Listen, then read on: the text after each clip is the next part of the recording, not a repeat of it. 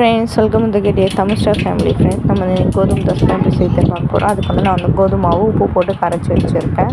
இது வந்து நான் ஒரு கப் அளவுக்கு மாவு எடுத்து கரைச்சி வச்சுருக்கேன். நெக்ஸ்ட்டு பார்த்திங்கன்னா வெங்காயம், பச்சை மிளகா, கருவேப்பிலை எடுத்து வச்சுருக்கேன்.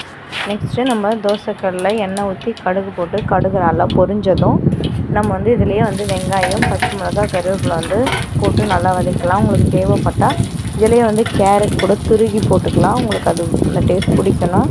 நான் வந்து இன்றைக்கி என் குழந்தைக்கு இப்படி தான் செஞ்சு காட்ட போகிறேன். இது வந்து குழந்தைங்கள்லேருந்து பெரியவங்க வரைக்கும் சாப்பிட்லாம். மாவு வந்து இந்த பத்துக்கு தோசை மாவு பார்த்து கரைச்சி வச்சுக்கிறோம். இப்போ நம்ம வெங்காயம் வதக்கண்டு அந்த மாவில் கொட்டி நல்லா கலக்கி நம்ம வந்து தோசைக்கல்லில் தோசையாக ஊற்றி எடுக்க போகிறோம். அவ்வளோதான்.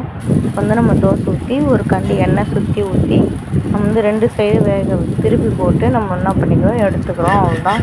இது ரொம்ப சிம்பிளாக செஞ்சிடலாம். இதை வந்து நீங்கள் குழந்தைங்களுக்கு செஞ்சு கொடுத்தீங்கன்னா விரும்பி சாப்பிடுவாங்க. சுகர் பேஷண்ட்டு எல்லாருமே சாப்பிட்லாம்.